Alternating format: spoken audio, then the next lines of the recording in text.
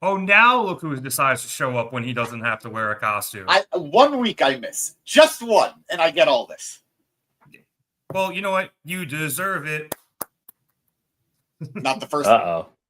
Yes, boy! French toast is the exchange student that you have like a 3-week affair with. We can see that you don't have pants on. Somebody hit somebody with a pie. Do something. Giovanni yelling we're out of time as we go off the air. Giovanni yelling a lot of things tonight.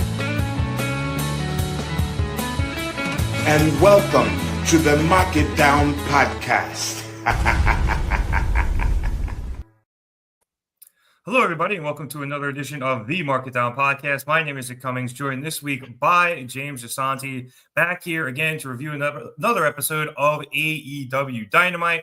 We are 1 week out from Blood and Guts, so a lot of this episode was setting that up because they decided to do it all in 2 episodes. Yeah, it's nuts. But nothing like waiting to the last minute to rush. If you can't do it at the last minute, it's not worth doing. Anyway, we jump right into the opening segment of the show, which was supposed to be Tony Schiavone and the announcement of the new AEW National Championship. Now, we will talk about that later, but Tony was attempting to talk about the establishment of this new title when he is interrupted by the Opps led by Samoa Joe, who tells Tony that they have a problem. Joe brings up what happened last week and finds it with Hangman disguising himself as Tony Schiavone, using Schiavone to narrate a bit in order to fool Joe, and then Hangman attacking Samoa Joe from behind. And Joe finds it very hard to believe that Tony didn't have anything to do with this. He's or right, know though, anything right? about it. Joe's right, though. Tony never said he didn't. No, I agree. I really want to get into it, but keep going. I really want to dissect it for a bit. Tony did try to defend himself a little bit. He said he had the utmost respect. Hey, Maria. The utmost respect for Samoa Joe, and they've known each other a very long time. But Joe isn't having it and cuts Tony off, saying that consequences have actions, and today the consequences have come for Schiavone. The Opps then begin to surround the ring, but security comes out to protect Tony, leading to Joe to say that that's just going to lead to more people getting hurt. And then the music of one Hangman Adam Page hits, and he comes down, and that leads to the Opps jumping off the apron, while security actually ends up holding back Hangman. Joe looks around, still has the microphone in hand. He says, actually, this works out really well, since now we can handle 2 problems at the same time. And they go back up on the apron. But this time, Eddie Kingston and Hook come down as they are in a tag trios match. What's up, you know it? A trios match with Hangman at the end of the night. So they come down, Eddie carrying a friggin' crutch because it's Eddie. And the Opps bail out. So at this point, Hangman grabs the mic himself. And he says, in case the Opps haven't realized, Tony Schiavone is the guy in the corner. He is Hangman Adam Page. And he is indeed their problem. And if they want to handle things right now, he has no problem beating their ass in his Wranglers. Hook then takes the mic. That was a good line. That was a badass line.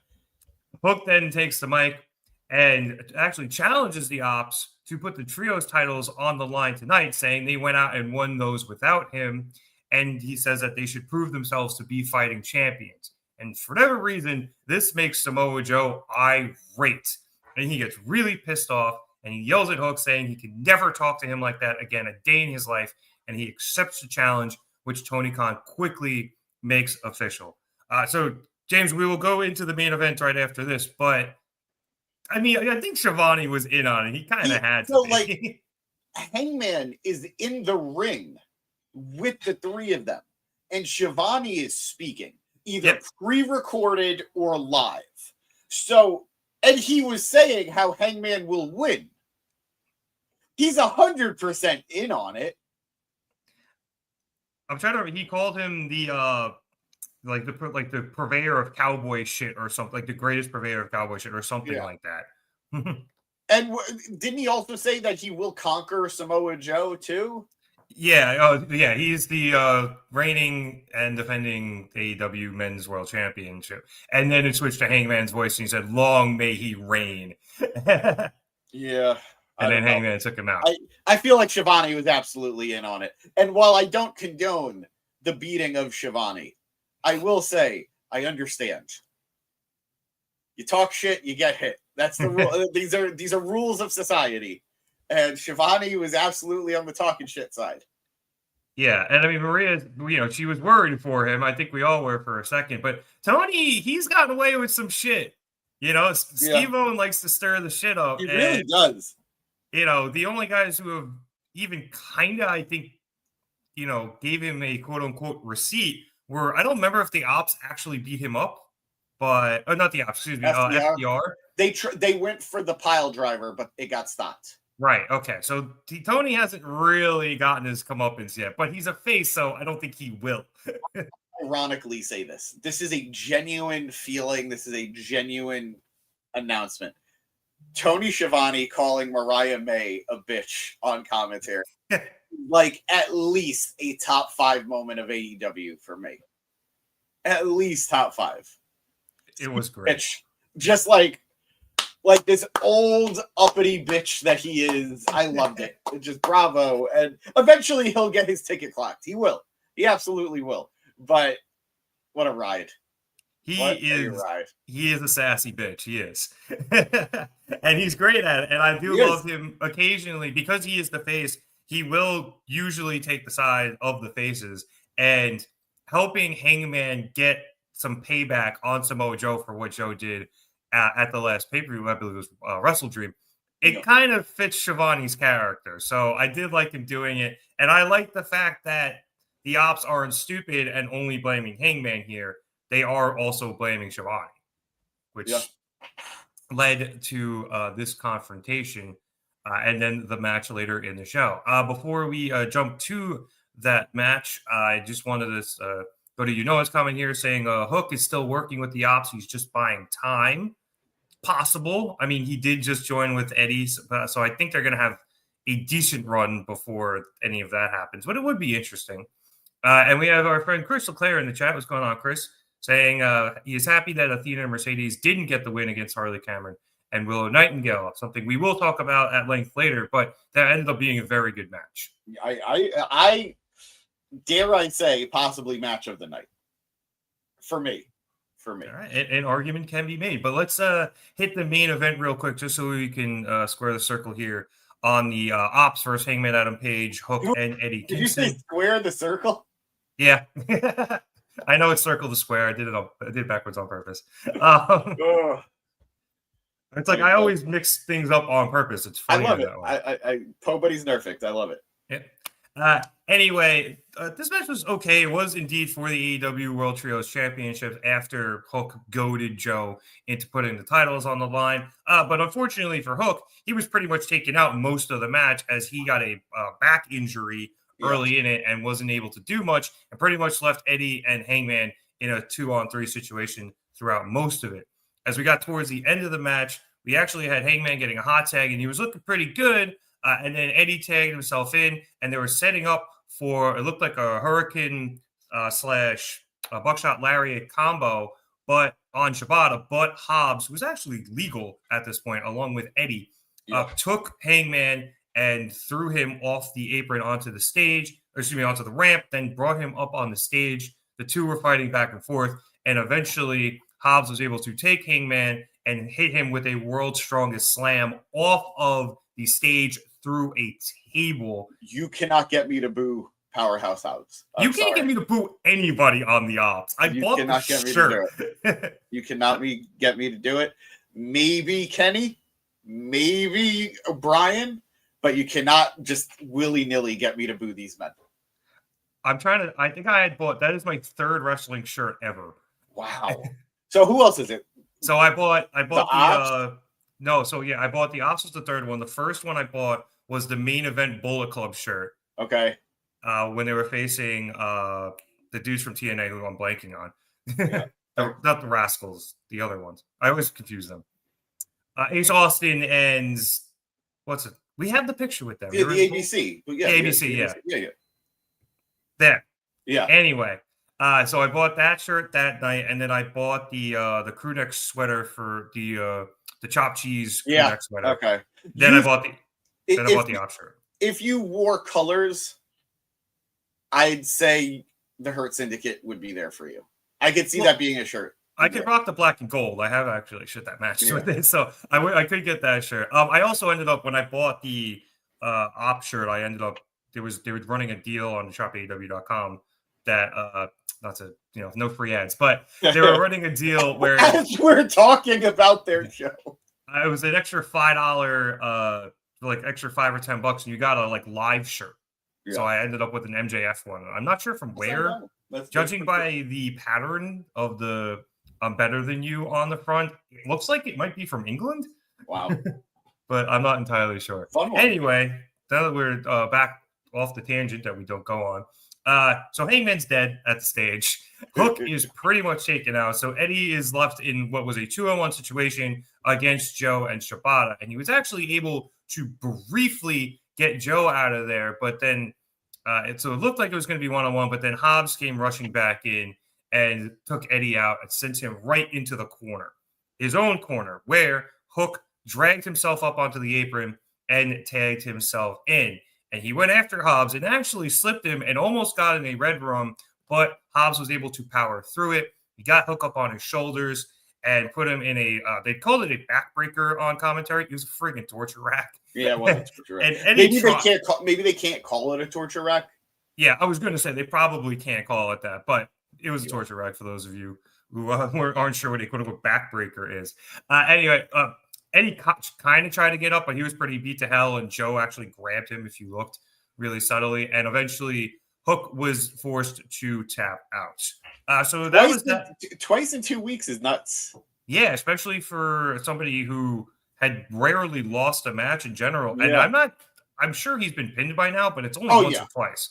Every time he loses, he either taps out. He's lost to Jack Perry. He's lost to Joe. Chris Jericho. He's lost to Joe. I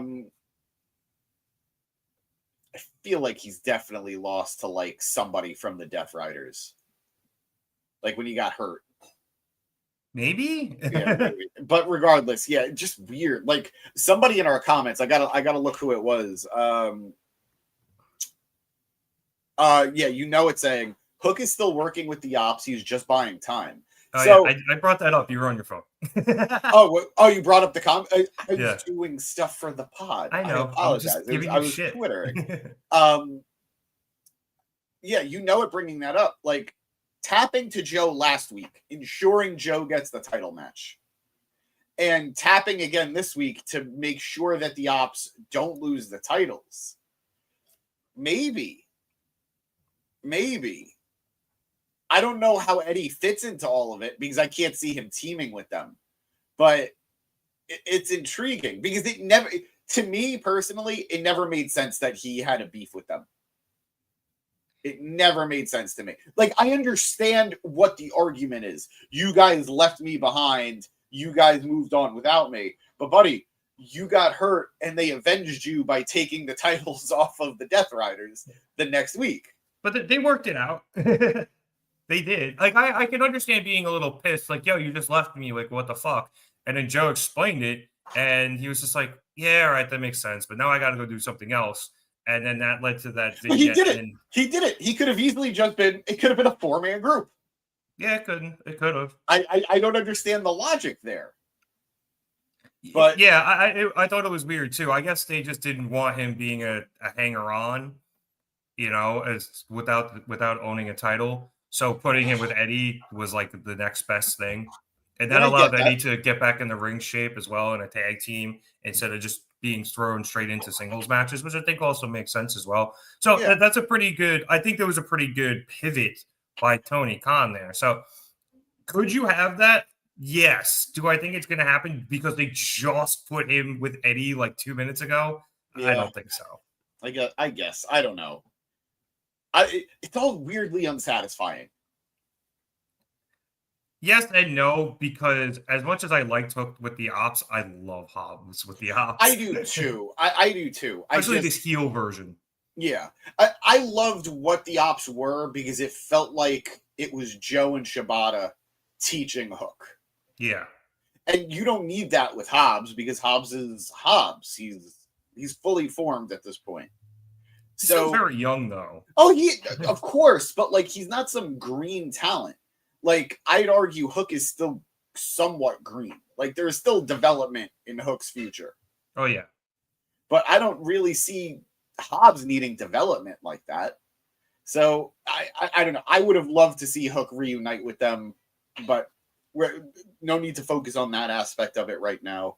The match was fine, like you said. You know, like it wasn't bad by any stretch, but it was to me missing something. Yeah. Like it was I felt like too. we never hit that that last gear. You know? Yeah, I think part of that was, I mean, I think they came back from commercial at 10 o'clock. It was late. It was like late. It was already very, very late. So I feel like I don't know if they cut a little bit of it for time or something. What up, Tyler? But so yeah, something was just missing for us. So it was obviously not a poorly wrestled match. I thought it was wrestled very well. The spot with Hobbs was and Hangman was very cool. And I like Hobbs actually getting a submission win. I don't know if he's ever gotten one, at least. Yeah, I can't remember TV, the last. So yeah, I think I like that a lot. That very also dominant showing for him. Yeah, and that also set up a match for next week. It's Hobbs versus Hangman. Falls count anywhere. With the blood and guts rings set up. So double rings for that is going to be pretty cool. That is going to be cool. You know what I love about that? You can theoretically be in a ring and get counted out.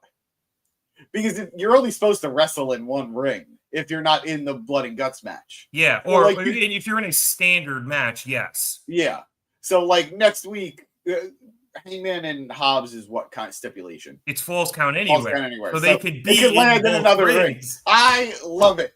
I love it. I would love, I mean it, I would love if 95% of the match takes place in one ring, but then the finish takes place in the other ring.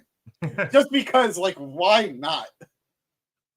I don't know how they're gonna do it. It's gonna be cool. I just like the fact that they're gonna be able to utilize both of the rings as opposed to normally when you have a standard match. And this is something I noticed when WWE brought back War Games, and it hasn't happened as much, I feel like, in AEW, just because the blood and guts match usually takes up so much of the episode. Yeah. As opposed to those being on pay-per-view. WWE always did a really good job of just kind of ignoring the second ring. Yeah, no, I agree. I agree. And it was just like, all right, I know it's there. Part of me thinks it's better to not like even bother with it. You know, just be like, guys, it's out of bounds. Don't the second ring is lava. Don't go anywhere near it. Just wrestle like a regular match. It'll be fine.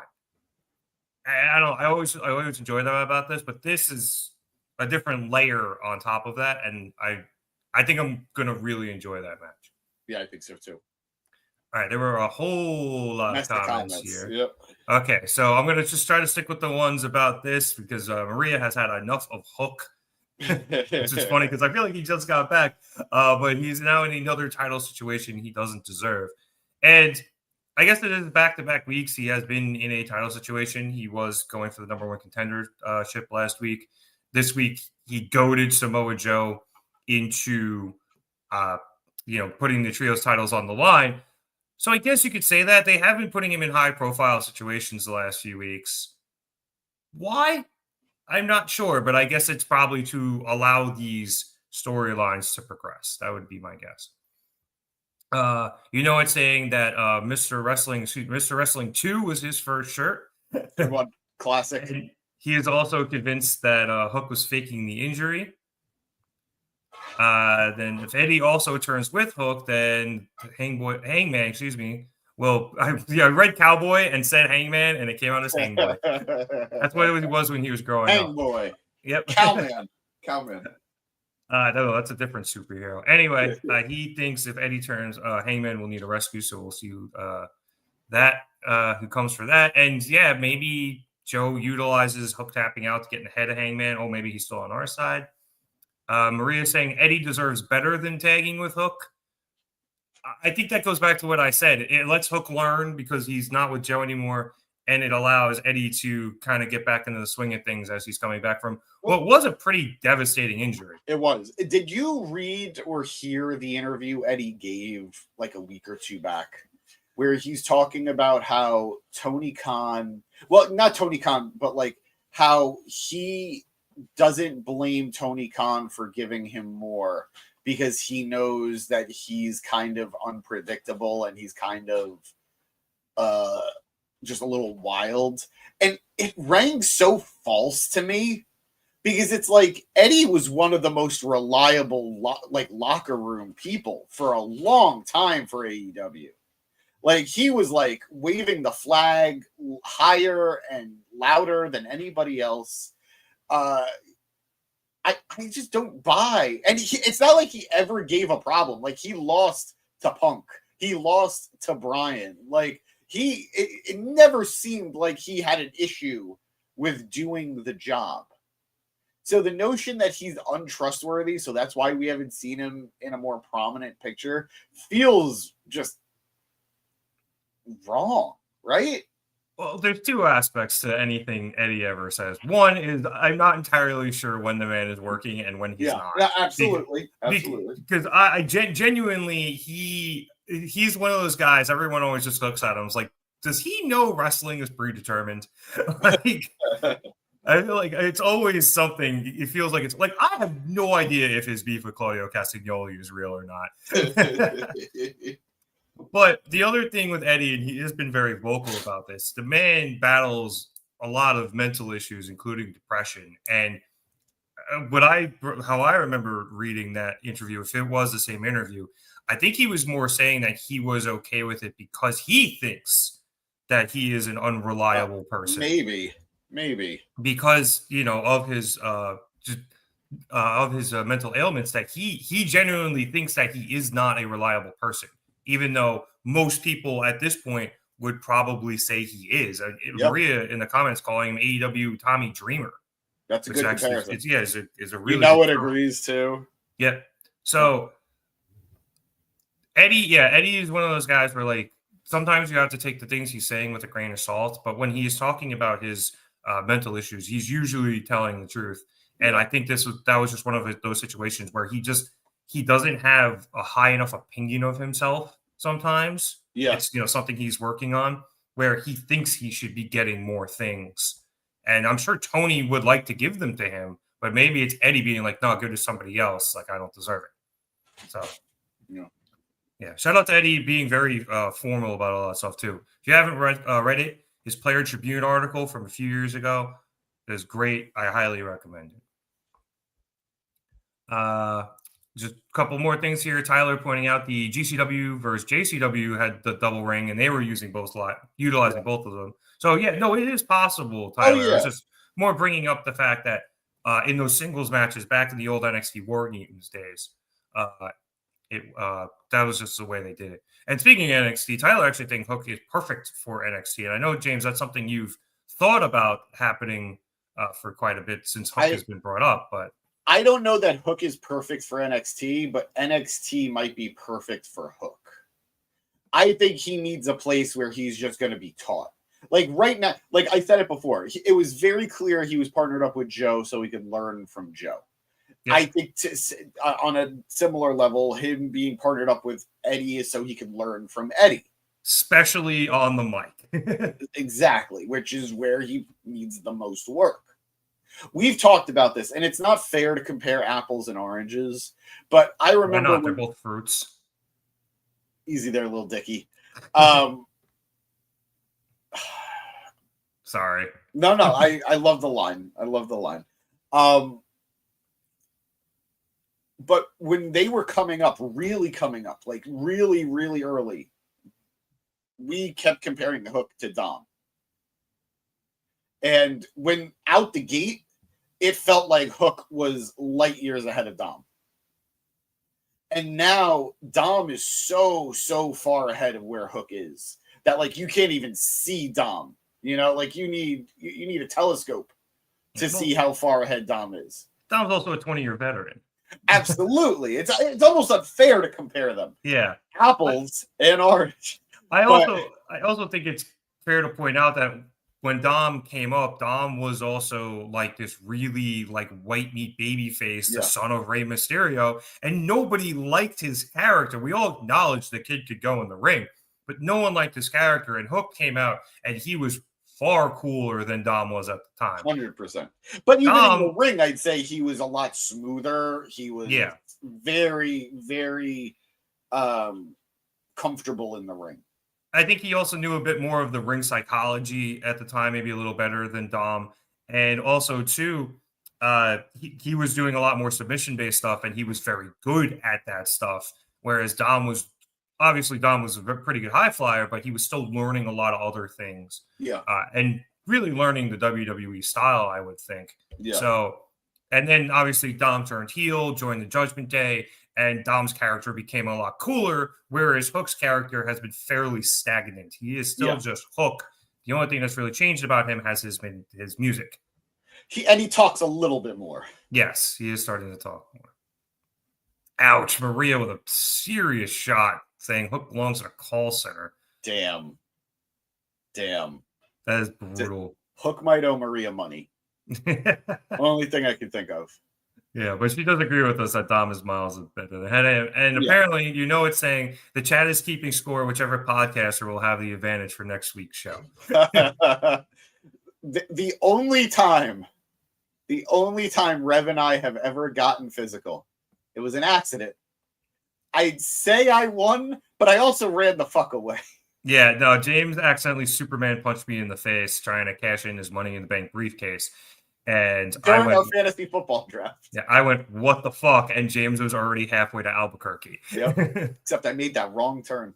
You're lucky I like you. It was an accident too. I know. All right, but let's get things back on the track here. We'll go back towards the top of the show with our first match of the evening, which was our first Blood and Guts advantage match. Speaking of, on the men's side, this saw Orange Cassidy face off against Claudio Castagnoli, the two of which they've been fighting quite a bit recently. Yeah. And it has led to great match after great match, including the one tonight. And because the first thing I wrote down, which ended up leading right into the finish, was holy shit, Orange hit a Stun Dog Millionaire from the top rope. Yeah, that was pretty awesome. Which was crazy. Cassidy then went for an Orange punch, but Claudio countered that with a standard uppercut, which is important because Claudio then tried to hit a pop-up uppercut, but Orange countered that in midair with an Orange punch. And then he ran to the corner and tried to hit another Orange punch, but Claudio was able to counter this time with the pop-up uppercut and just sent Orange flying in the air before hitting him. And Claudio was able to get Orange down for the 3 and the win and gives his team a 1-0 lead in the advantage battle. So, James, like I said, this is a really good match. I mean, I was thinking about it. These guys probably have a lot longer history than we realize. Oh, I'm sure on the indies doing stuff. Yeah, like I'm going to pronounce it wrong. Is it not? Yeah, Shakara. Yeah. Because Fire Ant versus Claudio Castagnoli, I imagine, was a thing quite often. Yeah, I'd imagine. So, these guys have great chemistry together. I've been enjoying the back and forth. Then commentary is talking about this as well, with the Orange punch versus the pop-up uppercut. And the two of them. It's a good clashing move. Yep. For both of them. Yeah, 100%. And both of them have utilized it for wins. And you saw tonight, we looked like Orange almost had it. I honestly thought Orange took it with the pop-up counter. Yeah. But I think Claudio winning here was not inevitable, but it made sense considering the other matchups we had in the advantage battles. It was the right move for like a bunch of different reasons, unfortunately, for Orange and Orange fans. Orange could eat the loss without it really impacting him, especially to a guy like Claudio, who is as dominant as he is in AEW. So it's not like, oh my God, what are they doing with Orange? It's like, yeah, I get it. Considering it was the first match, I'm not shocked because it puts the good guys in the hole. Yeah. And that builds drama. So I wasn't surprised by that. And I'm sad for Orange because I would really like to see him build up some momentum, work his way back to a singles title at some point. But What's up? Oh no, there's just a whole other one that we have to talk about that he could get, but I have a real real thought comment on that I got to get out, but we'll get to it. Just please remind me. Orange national title. But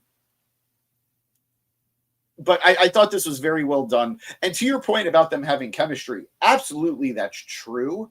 But I don't necessarily 100% equate it to their history. As much as I'd say, I think we've seen time and time again, athletic big guy going against athletic small fast guy tends to lead to really fun matchups. Yeah, especially when it's Claudio. Exactly. So I think these guys absolutely delivered in a good way to really get the show going, get the show moving in the beginning.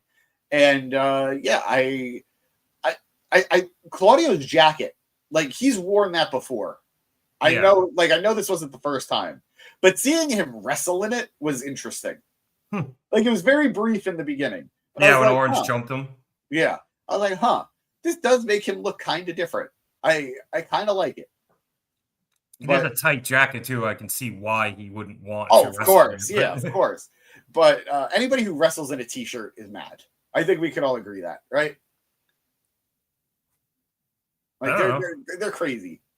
If you say Kevin Owens isn't crazy, he's crazy. Well, there's a difference between he's crazy because of what he does and he's wearing a t-shirt. Like what he does is wear a t-shirt. It's nuts. The amount of sweat that's got to carry. Like it's got to weigh you down.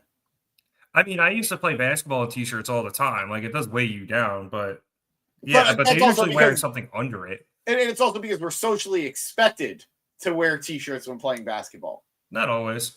Yeah, shirts versus skins is different, but like if you're playing professionally, you're wearing clothing. Yeah. Anyway, I don't know. I guess my point was more like I'm talking like t-shirts too, like cotton t-shirts or whatever. Like, yeah. Obviously, when I was in a game, I usually had a jersey on and some sort of like cut off like moisture wicking thing underneath it. Yeah. But yeah, like practice regular jersey. Yeah, that thing gets heavy after a while, but you don't really notice it until you stop, and then you're like, "Why is this sticking to me? I hate it." But in the moment, never really bothered me. Just to catch up on a couple of the comments here, Maria was asking, "How could you, James, for punching me in the face?" Unintentionally. And it's saying you moxed me by running away. God. But it was the Superman punch. So I am like the fusion of Roman and Mox here. It was a Superman punch while carrying Seth Rollins' briefcase. God, I am the Shield. I am the Shield. Oh, boy. Deputy Commissioner over here. Getting back into the match, Maria with a couple of comments on it, saying that she loves the pop-up uppercut. Yeah, it's a great move. I like it. They use it as a quasi finisher, and especially here now with Orange, and I think it's worth it. I mean, in AEW, he uses a clothesline as a finisher. He uses the power bomb as a finisher. He uses the neutralizer as a finisher, although less so with that. Yeah, he doesn't really hit it too much. Yeah.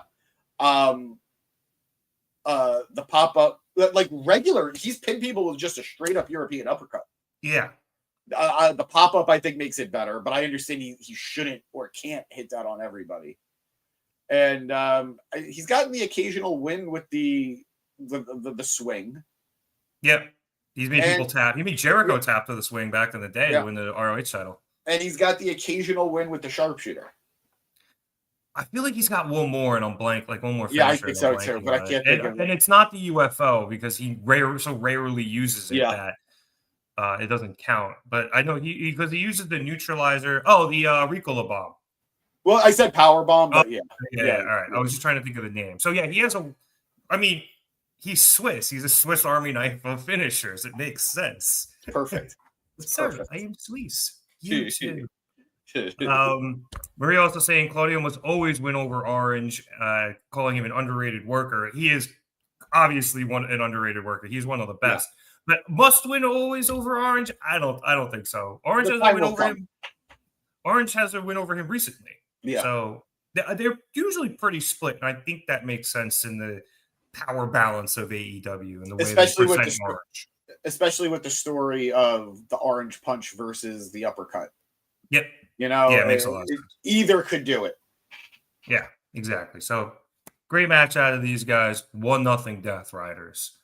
All right. After this, we went backstage for an interview. It was Mark Briscoe and Kyle Fletcher, accompanied by that carny piece of shit, Don Callis. And Renee introduces Briscoe by saying he asked for this time. Mark says he did so he can get a response from Kyle in regards to his challenge for a TNT Championship rematch instead of getting one from Don. Don tries to speak up, but Mark cuts him off, saying the reason that Kyle beat him last time was because of a quick kick in the family jewels, which he compares to making out with your sister. Briscoe says that he's just trying to give Fletcher a chance to prove himself as a man and wipe that off of his slate. And he lays down an offer of a no disqualification match for the championship. Fletcher turns to Don and says he quite likes that idea. And while Don does as well, he wants something in return. Briscoe's like, what do you want, Don? You want my career, title versus career? And Don's like, no. I like Mark Briscoe, the wrestler, far too much to ask you to put your career on the line. Instead, Don says if, or rather when, Briscoe loses, Mark will have to join the Don Callis family, which Don says is an actual family, unlike all of those ungrateful mouths back home, and he will leave the goose of the conglomeration behind. I can't prove that the 13 he has tattooed isn't the number of titles he has with his brother, but instead the number of children that he has at this point. Well, if I'm not mistaken, all of the names tattooed on him are his children, and he's running out of room. Unless the goal is to like get them even, and then he'll stop. But either way, Don continues to try to talk, but Briscoe cuts him off, saying Don's talked too much, which is now going to end up on Botchamania, and that Don wants him to make a deal with the devil. But it's only a deal with the devil if he loses, and he is not going to lose. So Mark accepts the deal. Yeah. So it'll be title versus allegiance, I guess. I hate this personally because I'm never a fan of if you lose, you have to join us.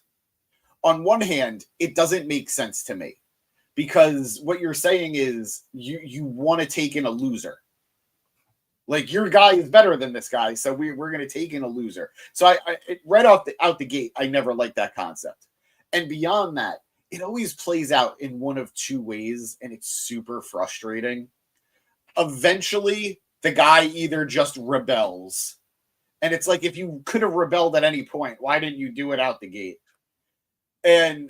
Or he joins them because he's like, if you can't beat him, join them. And I have no desire to see Mark Briscoe in that capacity. There's none.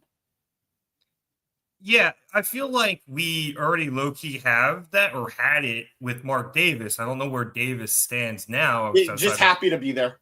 When we saw him at the summit, he was just drinking. Now, granted, he's Australian, so I think that's just his natural state. But we haven't really seen anything of him recently where he seems reluctant to do what Don is telling him and doing it because Don owns his contract. Yeah. So it's kind of a weird thing. I kind of don't want to see Mark with the family just because I have no desire. They just put together that whole conglomeration entrance and he's great with them. And yeah, like it could be interesting, Don telling him to do things and Mark not wanting to do them and then Don threatening whatever. And Mark having to do vile things because Don owns his contract. But I'm not interested in it. But at the same time, I'm also not interested in Fletcher losing his title right now. Unless he's going up to something bigger and better, which I don't see at the moment. The only reason I'm okay with him dropping the title is because it feels like we're fast approaching the Callis family civil war. And I'd rather not see the TNT title dragged into that, especially because we are going to see the unified title dragged into it. Fair. So to free up one of the mid-card titles, it just makes sense. And you can't do it with Okada. But I also think that Mark deserves a title too. So while I agree it would suck to see Fletcher just lose it because he has to, I'm not going to be mad that Mark Briscoe's won a title. Yeah, I mean, that's true. I'm never going to be mad he's won the title. I'm just going to be more upset that Kyle lost it. Yeah. But you do make a good point. And then post Civil War, we could, assuming there is a full blown Civil War and not just Takeshita gets thrown out, Kyle is poised to go for bigger things. And this title reign has absolutely allowed him to get there. And I would like to see him continuing to raise that title's profile up. But I don't know if that's going to happen because the title picture is crowded again. And I mean that with literal titles. Yeah. But it sucks because the TNT title was climbing again. Yeah, because of Kyle. Yeah, not just because of Kyle, but the fact that it wasn't as crowded. Like when you don't have to book for so many titles, the ones that you have get a little bit more time. But again, we'll get into that. Yeah. Comments, yes, quite a few on this. You know, it's saying that the Bucks, and Briscoe will be joining the family soon. Mostly just for him and the Bucks for the money. I don't know if I'd do that for the money.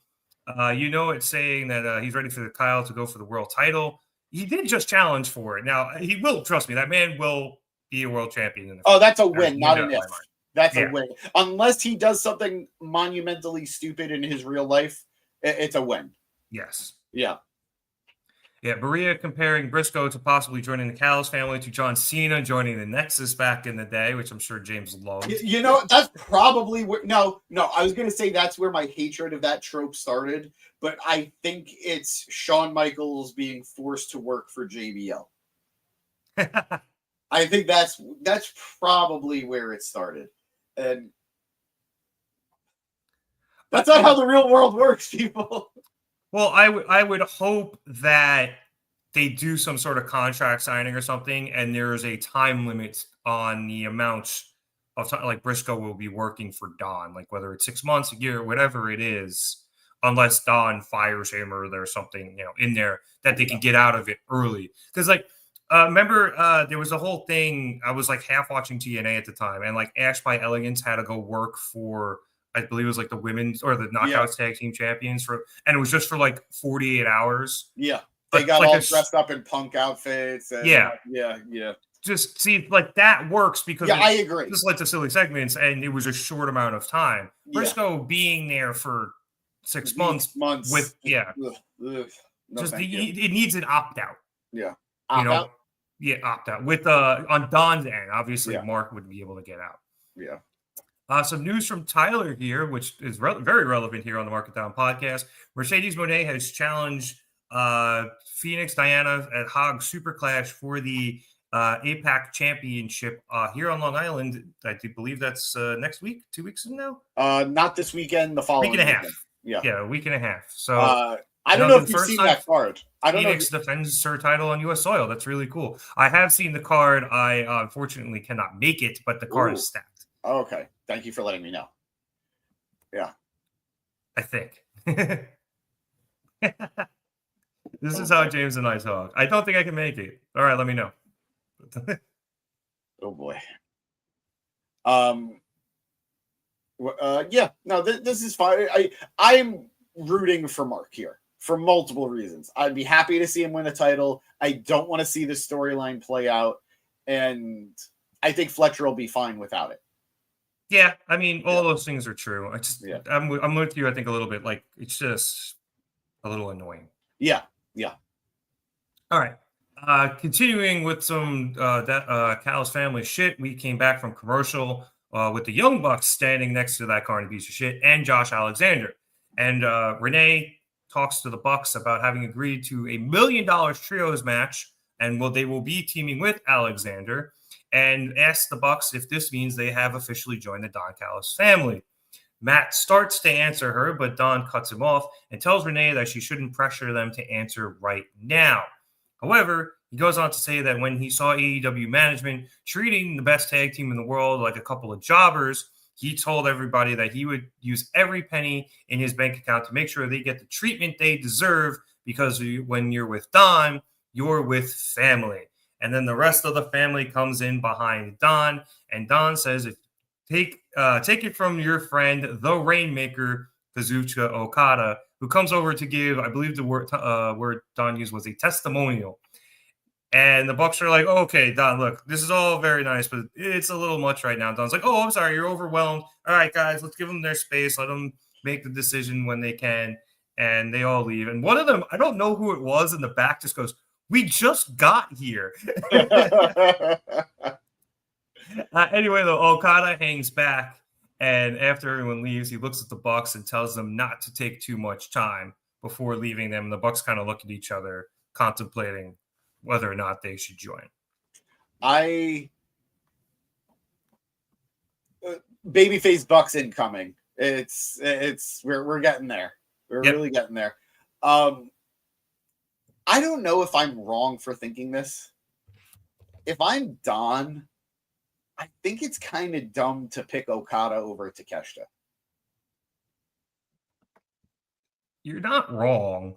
Like, nothing against Okada, who is still absolutely one of the best in the world. But age-wise, you go with the younger guy. Takeshita just brought in a world championship. Like, why would you not pick him? And he's been your most loyal soldier. Like, he's been with you before Fletcher was. And even deeper, when they were all at the gathering last week or 2 weeks ago, Takeshita did what Don asked him. Don was like, I would love it, like, ego aside, shake his hand. Takeshita went for it. It was Okada who flipped him the bird. Yep. So why would you, like, you have a guy who is very clearly loyal to you and a winner. Why would you side with the guy who's going to do what he wants to do? It's a very good question, and it's something I haven't really been able to ascertain. I've been saying this, and I've been consistent in it. Kayfabe-wise, Don Callis has to be one of the dumbest managers in professional wrestling.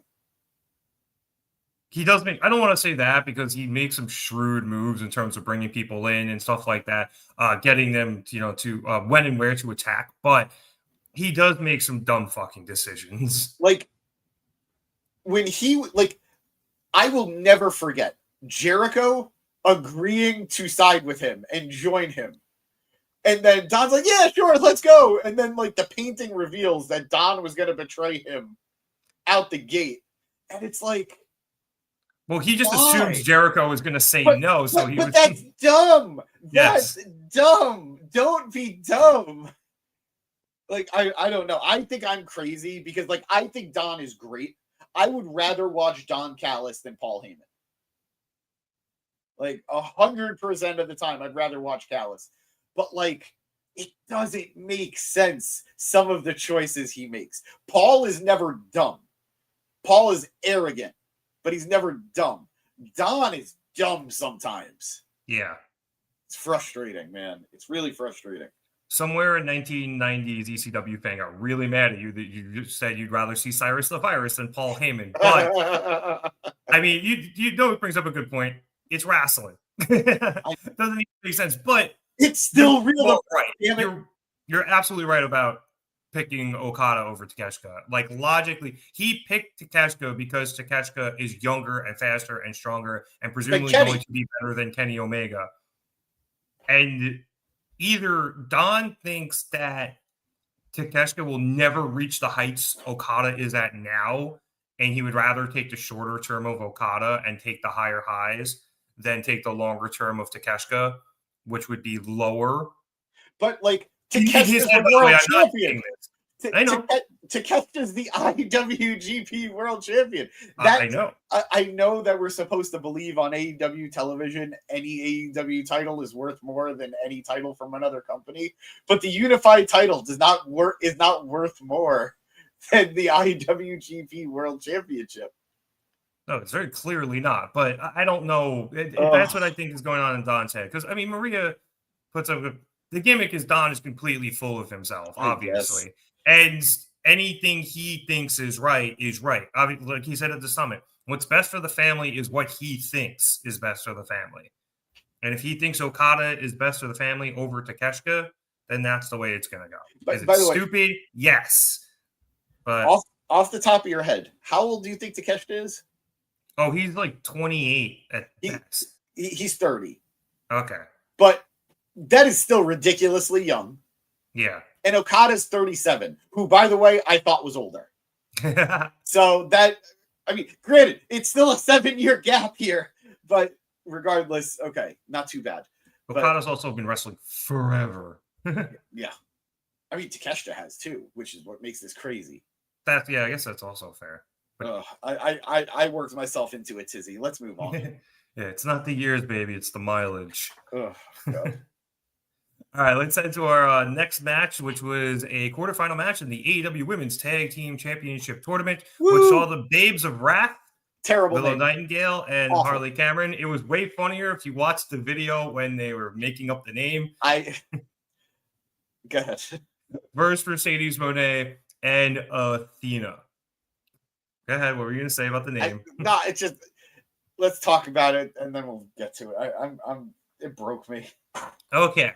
So to get towards the end of this match, Mercedes had a statement maker in on Harley, but then Willow was able to get up, and instead of just going straight for the breakup, she actually hit the ropes because she kind of had a redirect as Athena got in her way and pounced Athena into Mercedes to break up the statement maker. And it was a pretty good pounce at that. Athena and Willow then both take themselves in, and Willow eventually gets the advantage, tossing Athena into the corner and attempting to set up for the cannonball in the corner. And shout out to Willow barks now when she does the cannonball. Yeah, love it. But instead, she has to fend off a charging Mercedes, whom she hits with a Death Valley driver. Willow then finally goes for the cannonball, but Athena is able to dodge that, and she ends up getting Willow up on her shoulders. Harley then comes in, and she tries to hit a crossbody, but Athena actually friggin' catches her, and she is able to toss/slam both of them over her head, which I did not know Athena had that type of strength in her. Holy shit. Oh, yeah. Anyway, Athena then calls down top minion Billy Starks. Always nice to see her on AWTV. And she comes down and grabs the Ring of Honor Women's World Championship from the Timekeepers area and attempts to give it to Athena. However, before she can do so, Chris Statlander comes down and just absolutely mollywobs Billy and takes her out with the right hand before she can. She got her with the clothesline. She got her with the clothesline. But the problem was her distance for the clothesline was far. Yeah. So she really only got her with like the fist and like the wrist. And I was like, oh my God, that was just that was a clothesline. You were like getting hooked there. She also had a serious head of steam too. So Billy basically got flipped out of her shoes. It was great. That distraction, though, allows for Willow and Harley to recover and go on the attack, with Willow hitting Athena with the Babe with the power bomb, and then Harley following it up with her finishing move and getting the win and advancing in the tournament to the semifinals. So, bit of an upset here, James. Obviously, Harley pitting the Ring of Honor World Champion, which I'm sure you're not thrilled about. No, I absolutely am. Okay. I love that. No. So I understand the notion of like why you would assume I would be upset with it. Like, it's Athena. She should not be getting pinned. She's this forever ROH Women's Champion. Absolutely sure. But I have long been of the belief that I think Harley is getting taken out of this tournament. I think Harley is going to get injured. I think Harley is going to get attacked. And I think Stat is going to take her place. I am okay with this. If it is Athena who attacks Harley and takes her out of it, opening the door for Harley to challenge for the ROH Women's Championship. Because at this point, there is nobody satisfying in the Ring of Honor women's division who can take the title off her outside of Billy Starks. But I'll be honest, I'm past it. Like 2 attempts over 2 years, going for another attempt. I don't need to see it. So I think Harley is someone who, if she scraps her way to an upset win, winning the ROH title, first of all, Harley absolutely deserves to be rewarded for all the hard work she's been doing. But understandably, I get not putting an AEW title on her yet. The women's title is way above where she should be. Yeah. And the TBS title, I love her. She should not be like, there is something to her beating Mercedes. Maria, be cool. Maria, I was be talking cool. about it last week. I pissed Maria off, so be careful. Maria, be cool. But Anybody be cool? her taking the ROH title is somebody who, if you take Athena out of it, and granted, she's probably the number one reason to watch Ring of Honor. Like, I love Bandito, but he does more on AEW TV than he does on ROH TV. Yeah. And replacing her with Harley, who is beloved, I don't think people are going to be upset at that change. And granted, she might not bring the same eyes that maybe Athena does, but you know Harley's going to promote the hell out of it because she promotes her shit. So I am all for this if this leads to Harley getting a title shot and potentially the win. Very interesting. I hadn't considered any of that, but I see the line you're drawing there. Yeah. It's a good line. First of all, thank you. I told you, like, I love this matchup. I thought it was so fun. I thought everybody played their parts very, very well. And I am rooting for Harley. Like, Harley is, to me, one of, like, the best examples of an AEW homegrown talent who has just developed so beautifully and could absolutely be a, like, not only a lifer, but she could be somebody who, like, could be a face of the brand. Yeah. In due time. Like, I wouldn't do it now, but in due time. So I am all for this.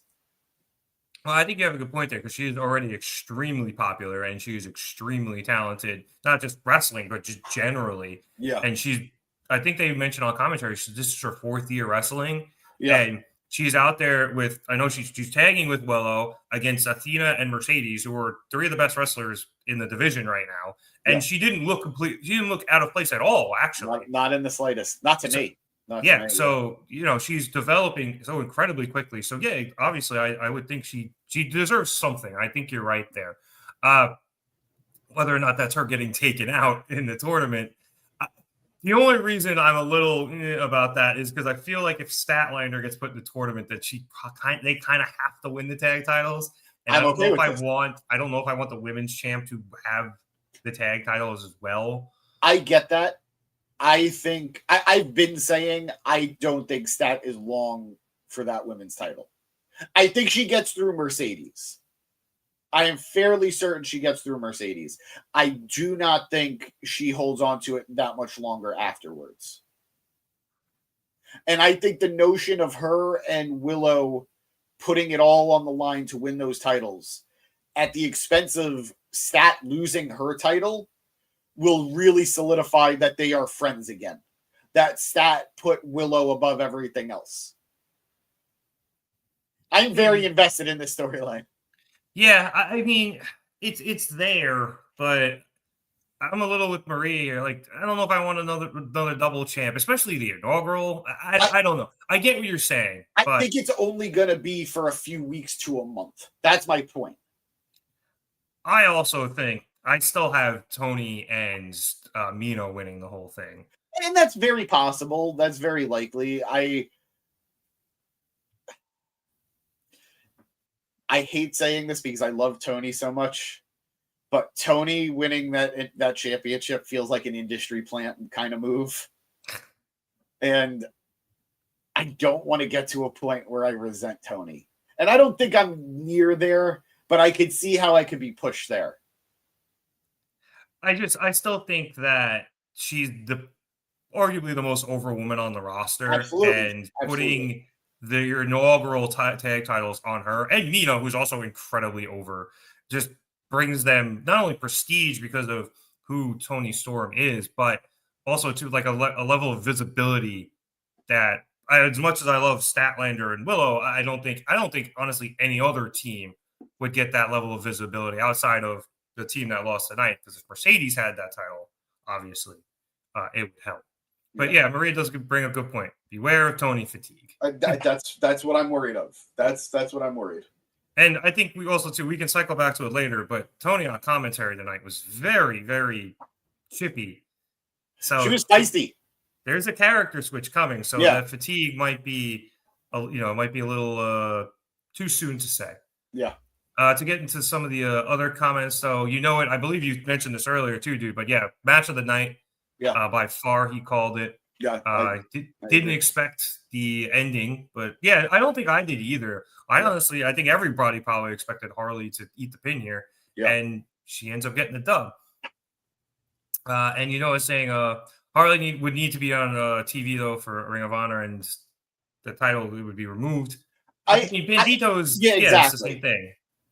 But then I guess if you have your top 2 champs who aren't a mainstay on Ring of Honor, like Athena is, like that's her show. There's nobody that's a mainstay on Ring of Honor, really. That's true. the thing. There isn't. Yeah, it's a bummer, but to get to some of what Maria was saying, though, she called this win a miscarriage of justice. Yeah, I'm sorry. I'm sorry. Take solace in the fact that at least Mercedes didn't get pinned. Yeah. However, she does not like your idea, James, and says that Harley winning the Ring of Honor title from Athena is an insult. Look, somebody's going to need to do it. And it's got to be somebody that the fans are going to care about. And it's got to be somebody who people aren't going to turn on. And I don't see anybody turning on Harley. So I think this kind of goes back to what I was saying last week about the idea of Harley beating Moné. Now, I actually kind of like yours a little bit better, but whoever beats Athena is getting a huge rub here. Yeah. And should it be Harley, that is absolutely major for her. So, I think it does really work out if she does end up winning the Ring of Honor title. But whatever title she ends up winning would be good. And same thing, whoever takes the ROH title off Athena, any title at this point off of Mercedes, but especially the TBS championship, it's going to be a big deal for whoever wins. So you got to pick the right person. Yeah. And it's got to be somebody you want to not only build, but like run with I agree. A little bit. I agree. Speaking of championships, Tony Schiavone was back in the ring following the commercial to get back to what he was trying to do at the top of the show, which is go over Tony Khan's announcement on social media for the creation of the new AEW National Championship. Now, Tony mentioned that this was the first time in like 25 years the national championship, maybe longer, 40 years, excuse me, the national championship would be on Turner Television. So I'm assuming this is either old WCW or Crockett belt. Yeah, it's got to be. That Tony is bringing back.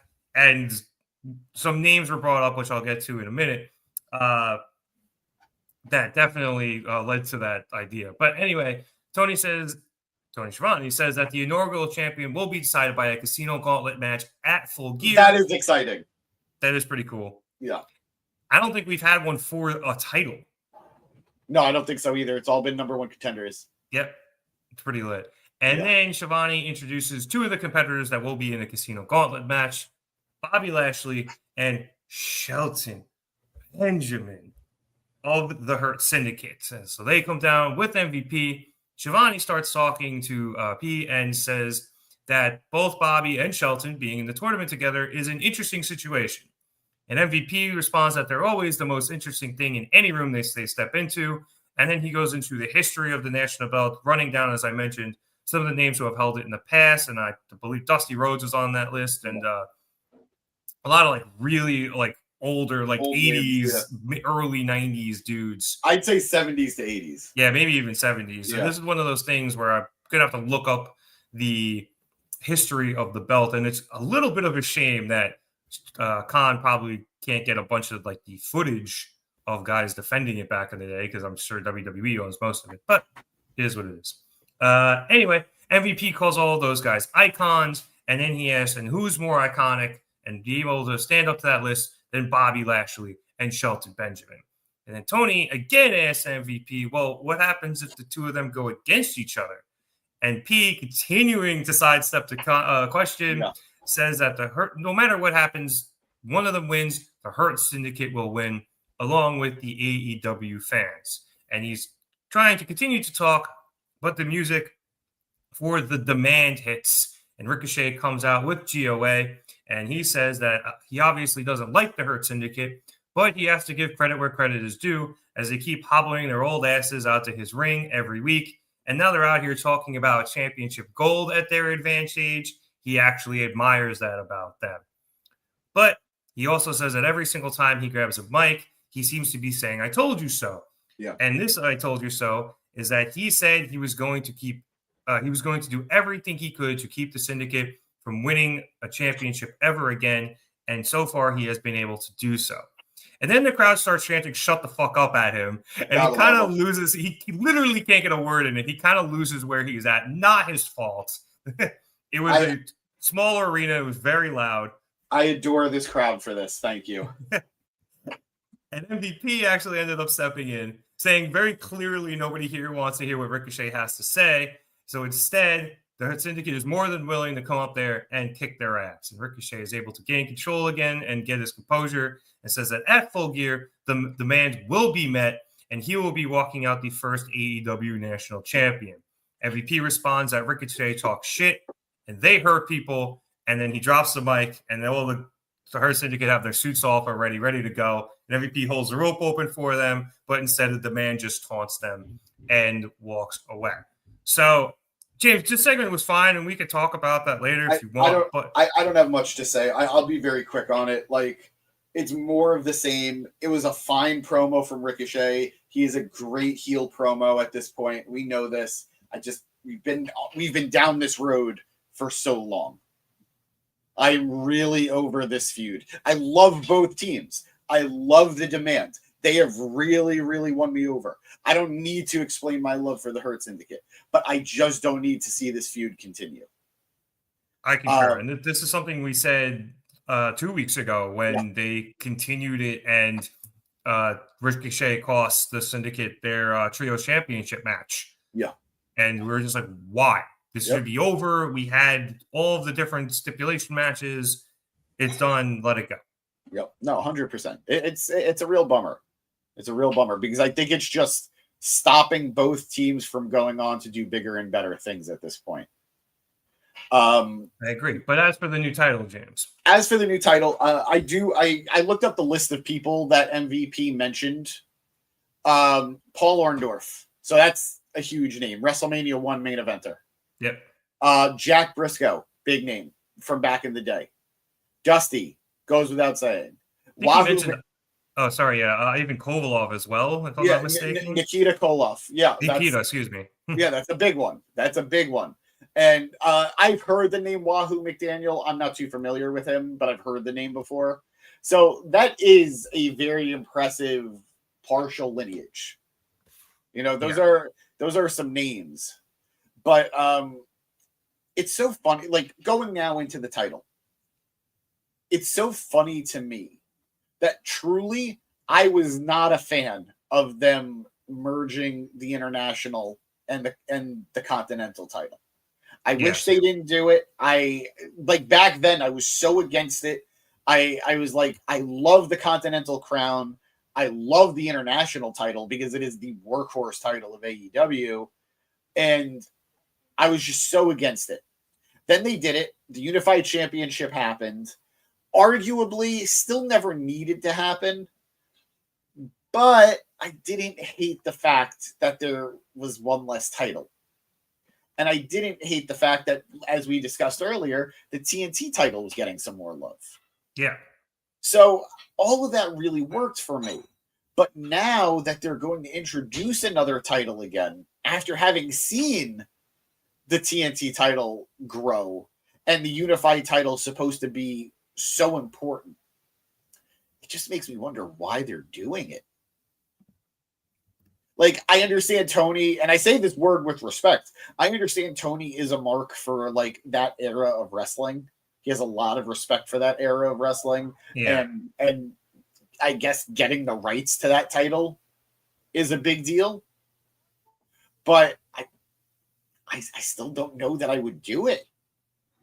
And I gotta say, going back to what I wanted to say earlier with Orange Cassidy, I almost hope he wins it simply because he's not going to know it's different than the international title. He might even put in less effort because of the inter being taken out. But I don't know. Makes me just wonder why they didn't turn the unified title into the intercontinental title to begin with. Because very clearly they want to have some geography-based championship. Yeah, I'm very confused and apologize. I apologize if I didn't seem like I was paying attention. I was trying to confirm something because I had read that this title would be defended a little bit more in different promotions. I guess more like New Japan, CMLL, stuff like that. But I can't find any like actual source on that. It was just a Reddit comment, so forgive me. But no, I agree with everything you were talking about. Why did we unify the titles in the first place if we were going to introduce another title? And then, okay, we unified the titles. We're here now. Hey, look, we're being able to push back up the TNT Championship, which had been floundering ever since we had introduced originally the All Atlantic and then the International title. And then the Continental. Yeah, and then we added the Continental, which made it even less important. Yeah. We unified those two. The TNT title's on the rise again. Up here's another title.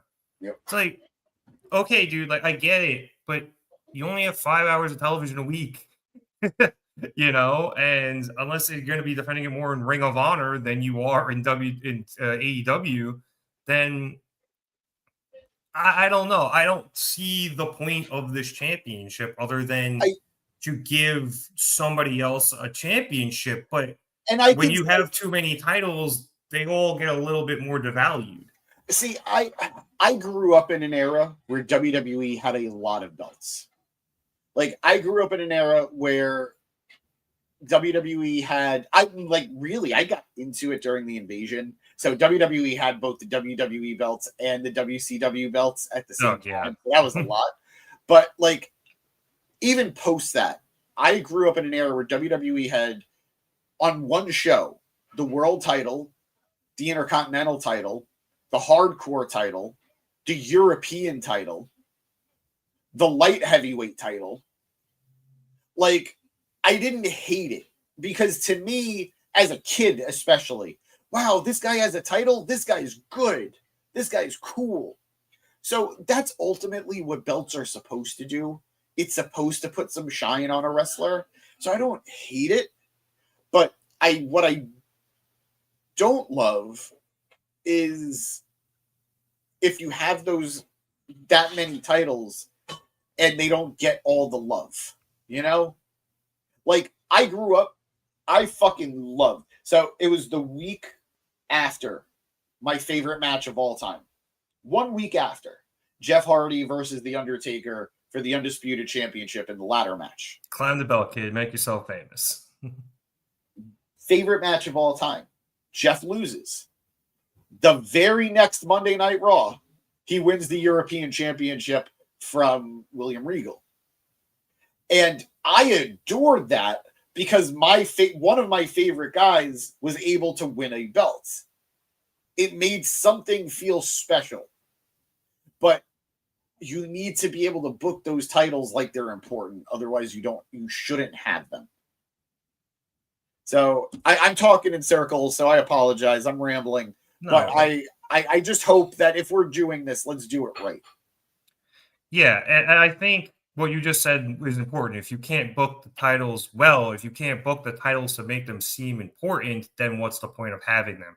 And I think we kind of saw when we had 3 men's mid-card singles titles, one of them was always getting left behind. Yeah. Especially after Okada won the Continental title, and I know he ended up winning unifying the title shortly thereafter, so he didn't have it that long. Or maybe did he have it a full year? Okada? Or did he? Yeah. Or did he have it? Well, at this point, he's had it over. No, the Continental. Because he won the C2, won the title, right? I don't remember who he won it on. No, he defended it in the. So he did win it beforehand, then defended it in the C2. Okay, so that's. I was trying to remember if he won it in the C2 and then won the C2 again, but I was like, he only won the C2 once. Okay, thanks. But my point is, once he won that title, he wasn't really defending it as much. Yeah. So it kind of not went away, but he wasn't really doing anything with it. It lost. And actually it actually allowed the International and the TNT to step up a little bit more. I don't think the International ever needed to step up. To me, the moment the International title was introduced, or I guess the All Atlantic title and then became the International title, it felt like the clear number 2 title. Yep. Like, it surpassed the TNT title, which had been dealing with some terrible booking. And the Continental title, like you said, just wasn't really defended all that much. But Eddie did his best with it. Yeah, Eddie was great with it. He was also carrying 3 belts at the time, which was cool. But yeah, I'm hoping Tony can balance these 3 mid-card titles along with the trios titles, along with the tag titles. Obviously the men's heavyweight championship will always be at the top of the card with him. So, and that's just on the men's side. Now we got, another pair of titles on the women's side to go with the TBS and the women's world championship. So a lot of belts. Hopefully Tony can find the time that to, I guess, give them the proper time.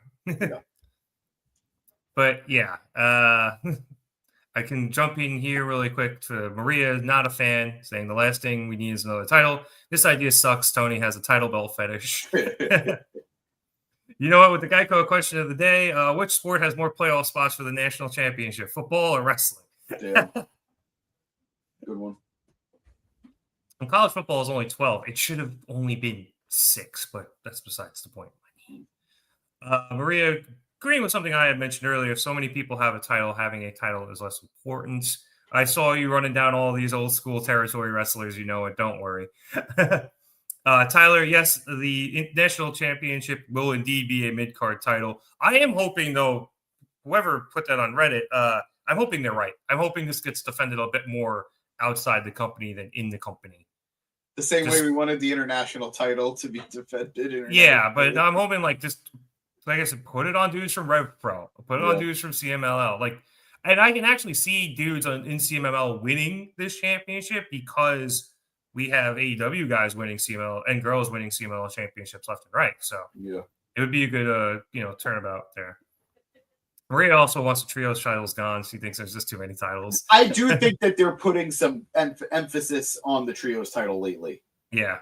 Like you have 2 teams that have been going for it like nonstop with the Demand and the Hurt Syndicate.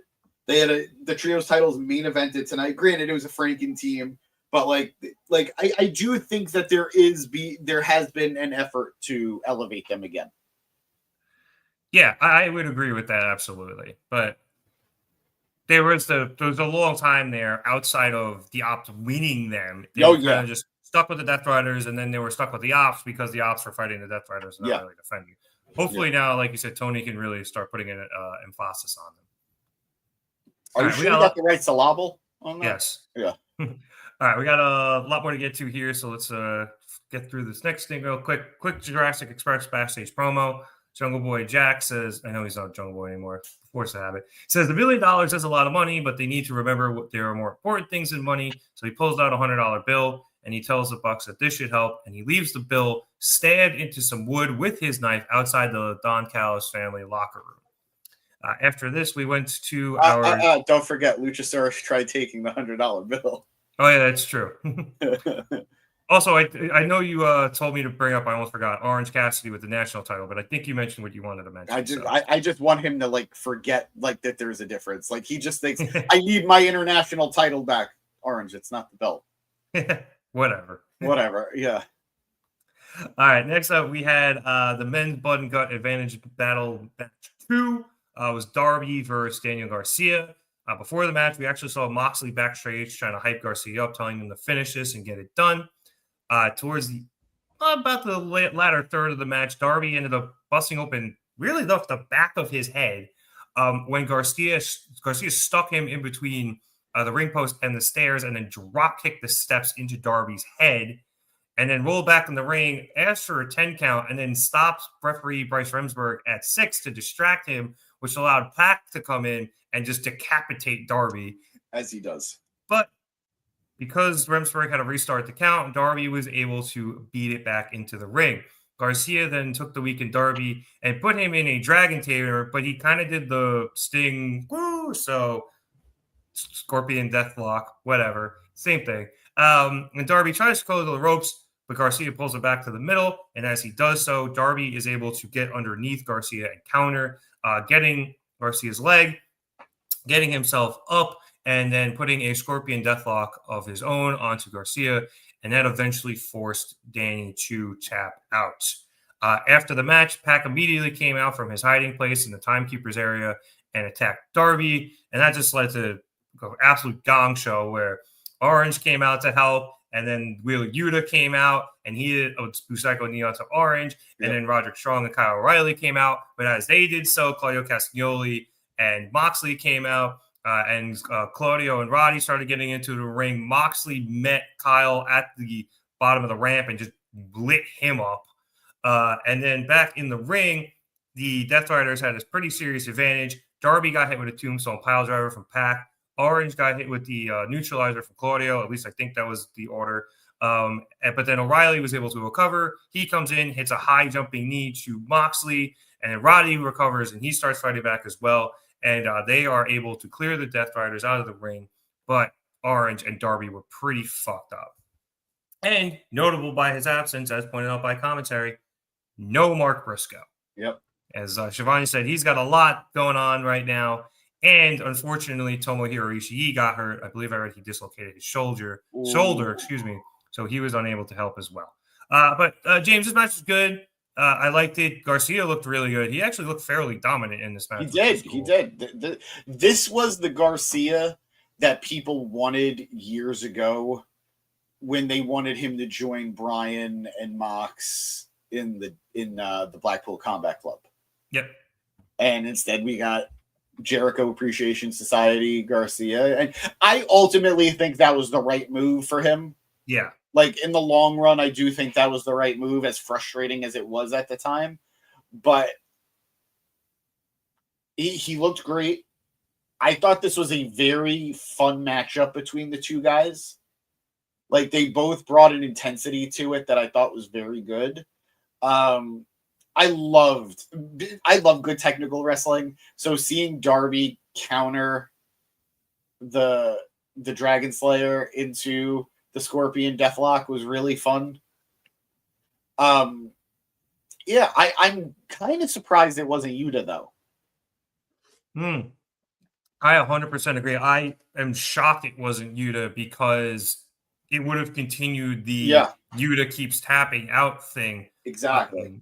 That they have going on. But it makes a little more sense, I guess, storyline-wise, that Moxley would send out Garcia because Yuta had been tapping. Losing. Yeah. And he was like, you've been doing a lot better. Let me send you out there. Yeah. But I did, the intensity both that's a good kayfabe explanation. That is a very good explanation. / Regal. But yeah, I agree. I think the intensity both guys brought was very good. Darby obviously had to get the win here. Otherwise, they would lose the advantage battle. So, it's an elimination game, essentially.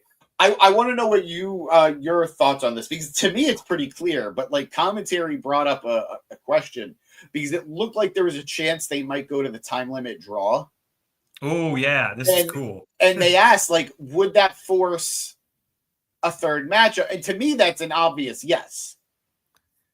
Well, yeah, I did like there was the alternate suggestion that Excalibur made was, would the third match become a 2-point match? In what sense? So whoever gets the win gets 2 points. I guess, but I don't even think you would.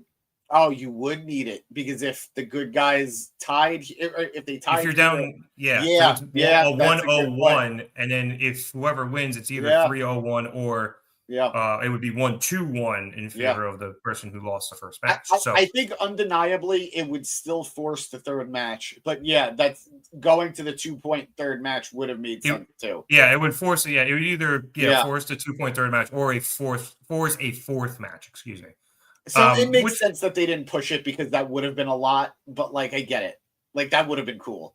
Now, I mean, granted, you could still technically have it. There is match 3 coming up on Saturday, but I don't know if Excalibur did that on purpose. But that is a really nice thing for Tony Khan to have in his back pocket in the future for these things. I completely agree. Yeah, no, it's a fun twist. Yeah, it's a fun twist on a predictable format. Yeah, I would say a usually predictable format, but obviously for the most part, the heels win these advantage battles. Yeah, because the faces have to make the comeback. Yeah, and drama. But I also liked a lot from commentary, and you kind of mentioned it with the technical wrestling aspect of this match, that Excalibur mentioned, Darby was an amateur wrestler, going all the way back to the Team Taz days and Taz breakdowns, where we were all the history on Darby. Oh my God, I completely forgot about that. Memory unlocked. Wow. So those were fun. They were very good. So shout out to Excalibur pulling that back out. I like that a lot. That was good. But yeah, some comments here. Maria agrees that Yuta should have taken the loss. I think it would have been fine if he did, to the point that I wondered why it didn't happen. But again, your kayfabe explanation of why would Mox send him out makes a lot of sense. I think the only reason I would have still maybe pushed Yuta is that you arguably don't want Garcia to take a loss yet to protect him for this Yuta stuff. But whatever, what do I know? Yeah, and I mean, maybe you could have threw Pac out there too, but I don't know. Yeah, I think I understand why they put Garcia in the situation. Yeah. Oh no, make it a little more obvious that Darby was going to win, but yeah, Pac cannot take a loss. By the way, I guess that's true. He cannot take another loss so quickly. Yeah. Some things from here. He made a joke you could kick the ball to break the tie, Beavis and Butthead style. But something else he actually sudden death. If it goes to a count, I guess you can. If it goes to count out, depends on I think the match. Yeah, because you could either just throw out the count out and restart the match. I guess if it's match 1 or 2. Yeah. Match 3 though, you go straight into sudden death. You'd have to. Yeah, that would be fun. Yeah. Yeah. There's ways Tony could do it, and I think all of them would be a lot of fun. Also, asking when Sting Jr. is going to show up in AEW. He is wrestling on the indies, but I think he's a way away from that. Yeah, I mean, I don't know how old that one specific son is, but I think they're both in their 30s.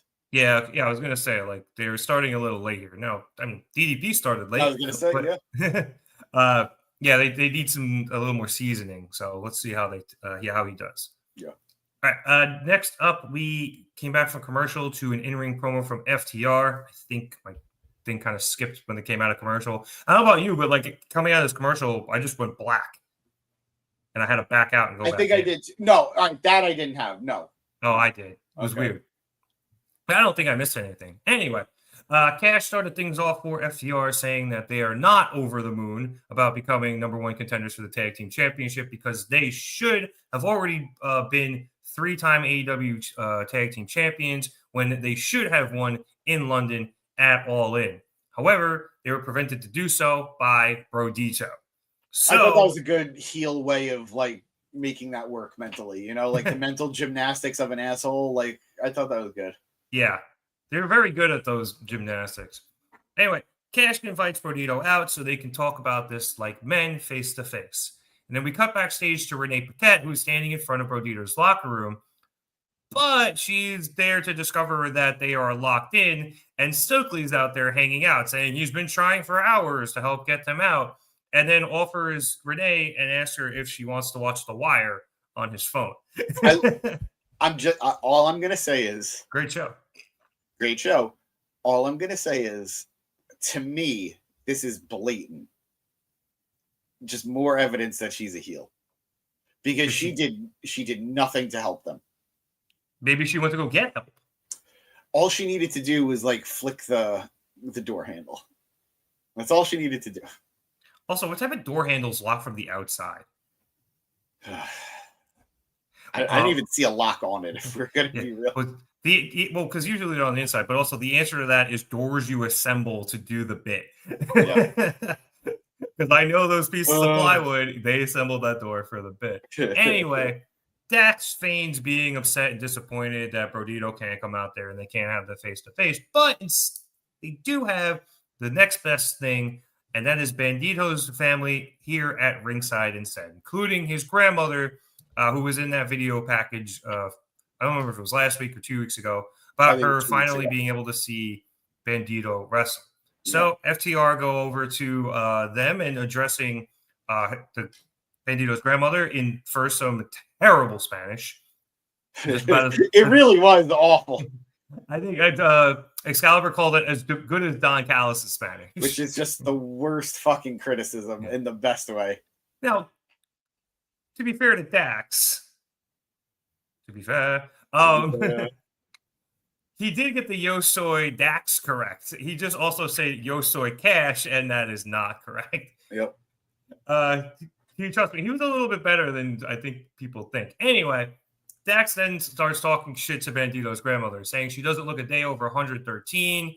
And since we had celebrated the Day of the Dead, she takes the cake. He then says how she must feel embarrassed to have Bandito and that other idiot pointing at Bandito's brother Gravity behind her as her grandsons. But he says if she is nice enough, they will adopt her as their como se dice abuela, offering to seal it with un beso. And for those of you who don't speak Spanish, that is a kiss. This causes Gravity to hop out of the crowd from behind his grandmother and start fighting FTR. I forgot about Gravity, by the way. Me too. I think he's mostly been in Ring of Honor. Yeah, I think so too. Anyway, he's obviously outnumbered 2-1, so FTR quickly get the advantage on him and start bringing him to the ring, where they attempt to set up for the spike pile driver. However, as they're doing so, we cut back to backstage, where Brodito were able to break out of the locker room as Brody just punched through the door. And we see the cut back to the ring where the spike pile driver is being set up. And then we see Stokely running down the ramp, and he is followed closely by Brodito, who chase off FTR, and they make the save on Gravity. I like this. It was fun. I love this. FTR is so good at being assholes to people, especially in the crowd. Dax, I didn't really talk about, but when he was talking to Bandito's grandmother, he would start to let her answer and then pull the mic away, which was both a great way of not having to have this woman speak on television and get good heat. Absolutely. Even though she was talking, she was just saying stuff in Spanish. She was going to say she was 70-something. She was like, see at the end, they pull it away. Yeah, this was good job by these guys, and Brody just comes out of here looking like an absolute badass. It was like a horror movie, like in the best way. It was great. Motherfucking The Shining. Number one, that slap was the cutest thing in the world. Oh, I skipped it. Yes, thank you, Noah, for pointing it out. Like, it was the cutest thing because it was so clear this woman was having fun, but she really didn't want to slap him. Like, it's the lightest little, and I thought it was adorable. I now have a new absolute desire that I need to see happen in AEW. I need Brodito to beat FTR. I need them to get through it. I want Buddy Matthews and Gravity to take the tag titles off with Brodito. That would be a really, really good, like, April Fool's Day match. Yes. The forgotten tag team partners getting their revenge on the people who left them behind.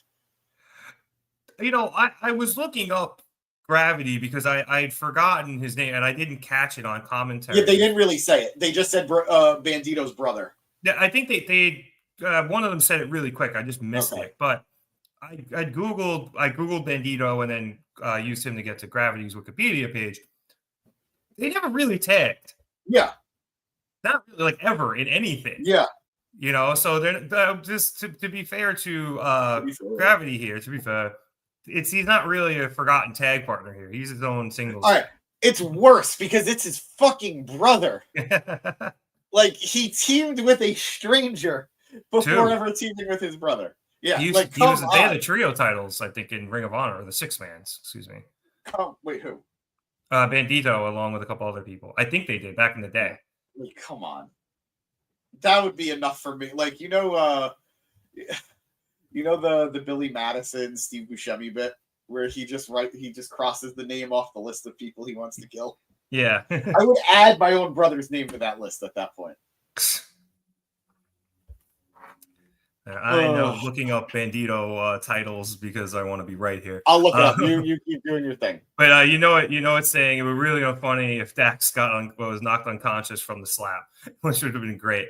Let's see. Oversell it. Just beautifully oversell it. He did win the Iron Man Heavy Metal Championship once, but I think everyone has won that at All this right. point. Bandito, Yep, I found it. Ring of I Honor World 6-Man Tag Team Championship one time with Rey Horus and Flamita. That also feels like that was like Old. Tony Khan acquisition. Oh, no, it absolutely was. Yeah. That's what I was trying to say. Yeah. Yeah. Yeah, that happened a while back. That was 2020. January 2020. I was going to say, I think it was after the whole he had the title, but pandemic. Or I guess it was right at the pandemic. Yeah, it was right before the pandemic. Yeah. Yeah. So, all right, yeah, I'm not going to go read through all of this, but I was right. My reading retention still rules. Stay in school, kids. All right, one last thing we got to go over here, and that was our final match of the evening and the first match in the Women's Blood and Guts Advantage Battle, which saw Megan Bayne go off against Mina Shirakawa, who was there to replace Queen Aminata, who unfortunately hurt her neck in her tag team tournament match last week. So she is out of both this match and Blood and Guts, which kind of sucks because she's actually the one with the beef against the Triangle of Madness, along with Jamie Hayter. I mean, I'm just sad for her. Yeah, like, same storyline wise. I don't want to be rude to Aminata. It's probably like a step up with Mina. Nothing against Aminata, who's a great talent. It's just Aminata. Mina's definitely the bigger name. But like I like Aminata put in the work and she deserved to be there. So I'm sad for her. Yeah, and also too, I think because it would have been more personal with Aminata, there are probably more personal spots you can do with the women of the Triangle of Madness. And I honestly just don't know what Mina's willing to do in a hardcore match, as opposed to I feel like Aminata will go out there and fucking cut a bitch. So and be willing to take some crazy shit. So I don't know. I could be wrong. I think the only like real, very like, oh man, are they gonna push it? Tony and Mina just covered in blood and then making out feels like very like the imagery that they've been waiting to do. That's not a bonk, by the way. Like I'm talking objectively here. Yeah. It definitely feels like the type of image that Tony would love to get. Tony Storm would like to have caught on camera.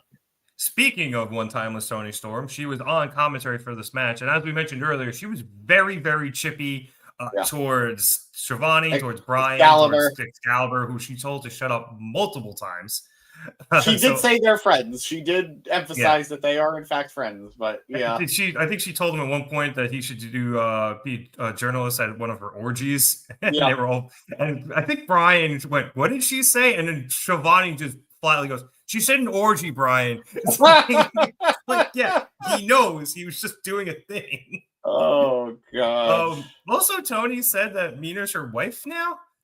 So that's a thing. I mean, I didn't get the invite to the wedding, but congratulations. Cool. We also got Penelope Ford coming out with Megan Bayne, and despite the fact she is injured and her arm is indeed in a sling, it was just nice to see her out there. Yeah, they're still keeping her on camera, even though she's hurt. I don't know if she's had the surgery yet. Yeah, I'm not sure either. I think she has to get. I'm assuming she has to get Tommy John because you do have multiple UCL. Right? Well, you do have multiple UCL tendons. There's actually one in your hand. Yeah. But I don't know if they actually said her elbow. They just said UCL. But I'm assuming the fact that she was in a sling would make me think it has to be the elbow. Yeah, that would be my guess. So anyway, to get into this match, really the end of it, after Mina was able to get Bayne down with a sling blade from the top rope, which, by the way, was the best anyone's taken since Mina got to AEW. Yeah. She then goes to set up for the glamorous driver. But as Mina is doing so, Marina Shafir, who is now Bayne's tag team partner in the tournament after Ford's injury, she comes in from behind the announce desk and begins to choke out Toni Storm. Hilariously, by the way, because she kept the headset on and the noises she was making were hilarious. Like Bart Simpson-esque. Yeah, absolutely. Beautifully put.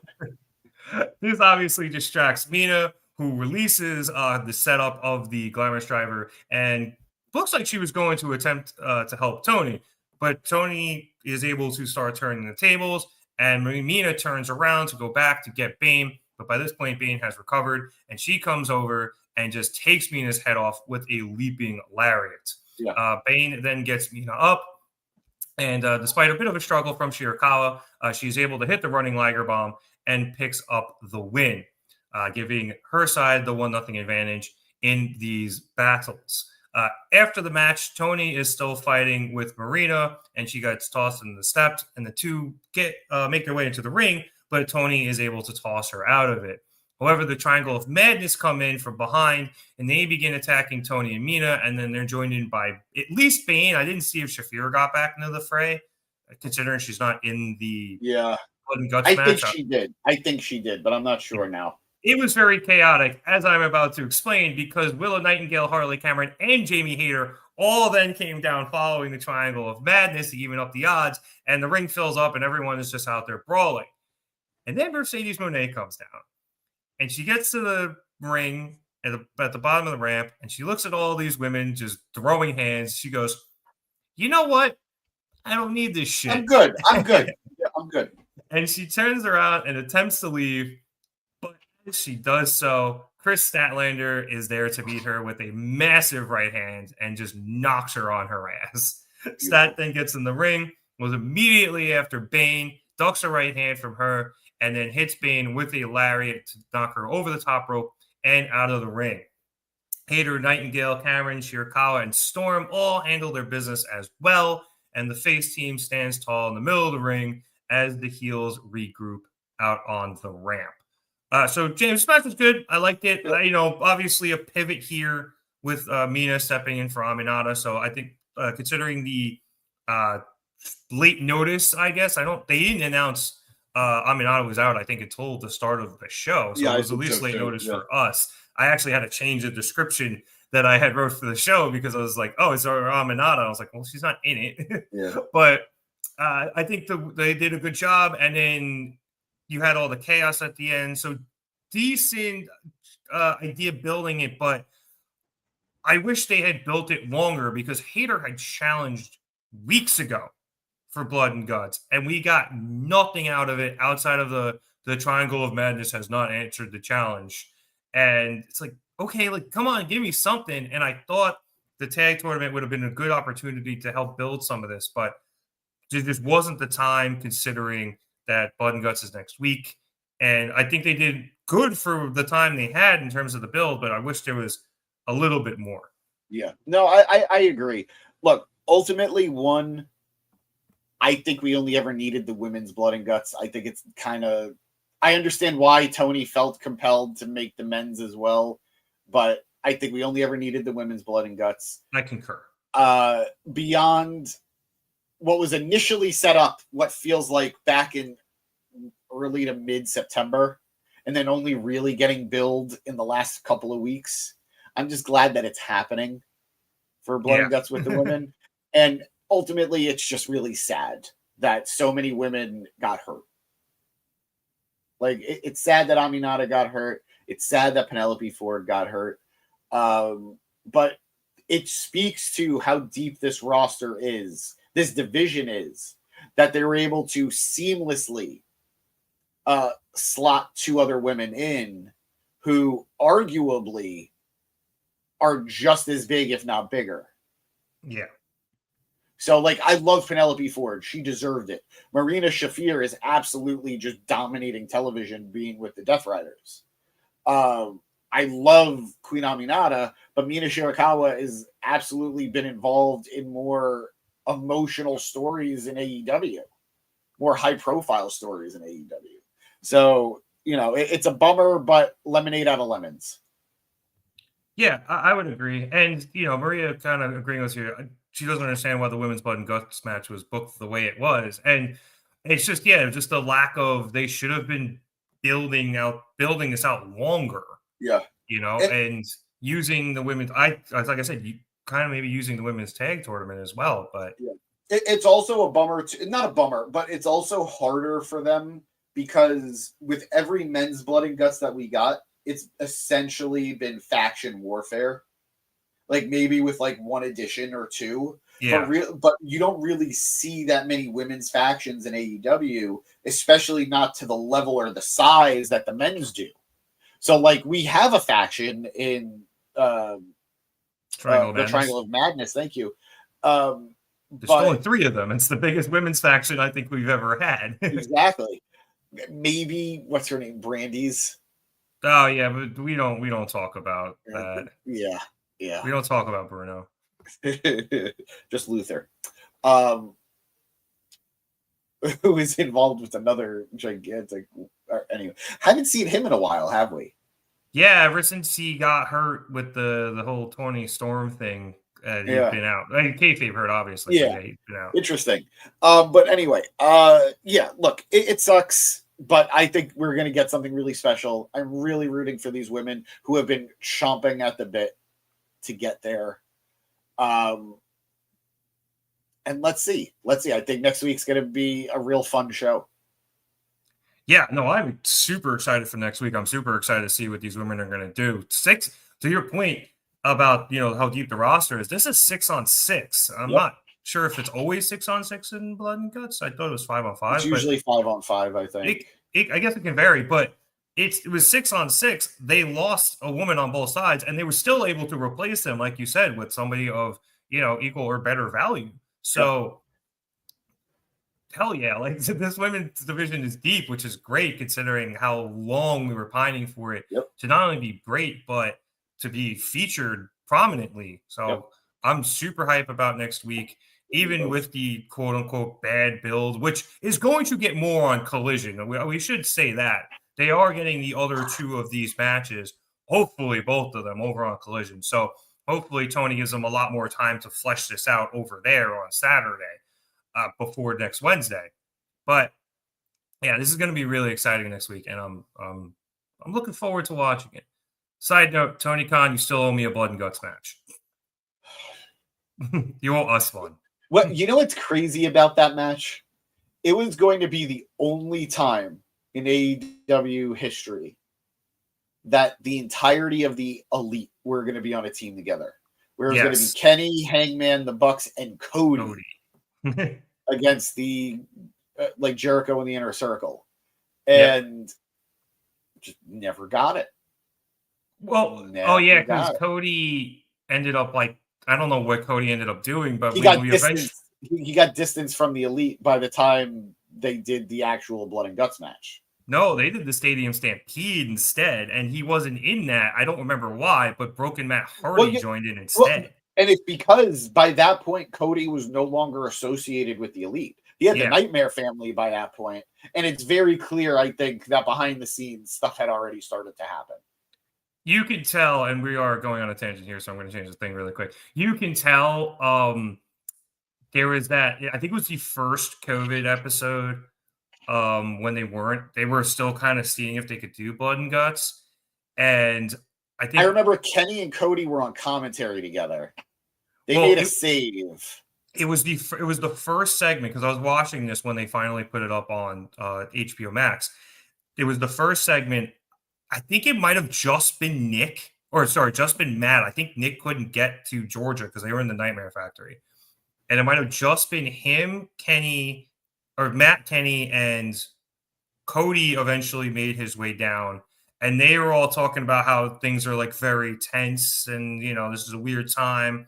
And obviously they were doing the stuff with Hangman, not really getting along with them either. He came out. Hangman couldn't show up for a while. So he was showed off up to TV this one for a while. Yeah. Yeah, but he showed up to this one. He walked out onto the stage and he never came to the ring, but he kind of threw him a cheers and then walked out. I guess that was maybe the only thing he was willing to do. But they were that was the last. You could tell there was a lot of tension even there. Part of it was I think everyone was scared shitless considering the time and place, but also too they were all kind of we're all going through our stuff. And I was looking back and I was like, man, whatever happened with them, it happened right around there. Yeah. For context, and somebody realizes the original Blood and Guts was supposed to be here in the I think was it in Newark? Yeah. Yeah, it was supposed to be in Newark, and James and I were supposed to go. And obviously, 3 weeks before that, the world shut down. I think we had the tickets too. We did. No, we bought tickets. Yes, I believe you were refunded. All right. Just to close out the comments here on this match, I saw Maria called it fun. And thank you. You are correct that Marina Shafir did get involved. I actually, for some reason, didn't realize she was in Blood and Guts, but Remember last week she confronted Bayne face to Well, yeah, face? she joined Bayne in the tag tournament. Oh, I didn't realize that then led to her being put into Blood and Guts. Yeah. All right, fair. Yep. Maria saying that Statlander is going to live to regret what she did to Mercedes. And that obviously, yes, the injury sucks a lot for Queen Minata. Yeah. And then it's saying it doesn't matter how many are in the group, they will join the family too.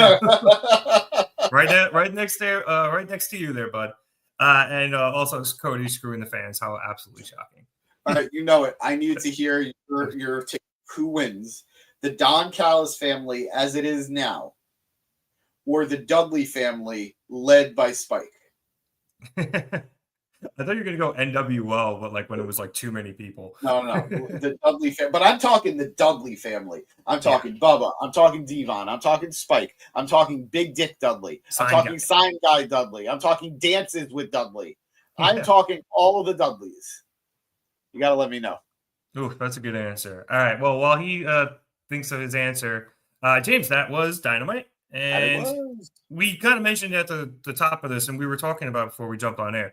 This was a good show, but it's just kind of got stuck between a really good show last week with, the Halloween show and Hangman and everything happening with him at the end of the show. And then next week with Blood and Guts. So they had to do also a lot of like ramming through of storyline for the Blood and Guts matches between this show and obviously again on Collision, which I think they did a good job of. But as we've been saying, could have used some more time. Either way, it did lead to a bunch of great matches tonight, and we have a new title for some reason. Yeah.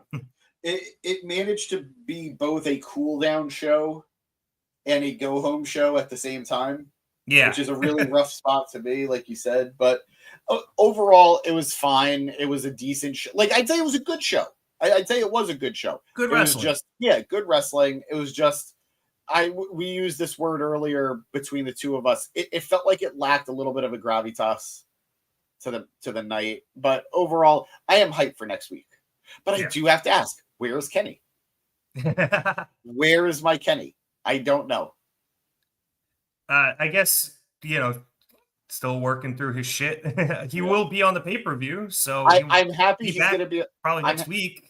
That match is going to slap. I know it is. But I am bummed because I will always hold out. Why not just make him the new national champion? Oh, Kenny? Yeah, why not? Let me have what I want. Give me what I want. All right, Batista, calm down. Yeah, I liked it, but yeah, I don't want to say everything lacked consequences, so to speak. I think it just lacked more immediate consequences just because all of the Blood and Guts stuff, it really isn't going to get resolved until Saturday in terms of the advantage battles. And then obviously we don't get the payoff till next week. And then the tournament match, which was arguably match of the night, the women's tag tournament match, that was only a quarterfinal. So obviously there's consequences there with Harley and Willow moving on and Athena and Moné getting knocked out of the tournament. But we're still, the payoff for that is still in the future. So, there's a bit of things there where just lack the gravitas. I'm going to go more immediate gravitas than I feel like sometimes we get in AEW. Yeah. All right, to wrap things up, what has answered your question? He said Spike Dudley hands down, but Bubba Way would betray, but Dreamer would make the save and join the Dudleys. That sounds like some serious ECW shit. My man knows his stuff. And then Maria comparing the Don Callis family to Dungeon of Doom 2.0. Or she's saying they are the Dungeon of Doom 2.0. Yeah. All right. And on that note, I would like to thank everybody so much for watching us here at the Market Down Podcast. We'd appreciate it if you'd like to subscribe. If you like the video, let us know that you're enjoying what we're doing here at the pod, and we will continue to do that. And if you subscribe, continue to get all of our great shows here on the channel. Do we have the Gym Pack Zone tomorrow, James? No, and it's not my fault. Guys, I want to. TNA has not put on a new episode of television in a month. Ooh, okay. Bound for Glory happened. Recap of Bound for Glory. Recap of Bound for Glory behind the scenes. Last week was a Hardy Compound Halloween special where they just showed old battles between the Hardys at the Hardy compound. Apparently, it's something else tomorrow too. What I'm hearing is TNA is resuming on the 13th, so next week. Okay, interesting. I think it's awful, but regardless. Well, all right. So, bit of a hiatus for the Gym Pack Zone, but it Yeah. should return next week. So, keep an lookout for that, which is why you got to subscribe. So, you're back. Shout out to Matt. He's been covering Raw a bit more lately, although apparently this last week was terrible, so he didn't. But Man made me watch the entire episode of Monday Night Raw and then tell me he's not fucking covering it.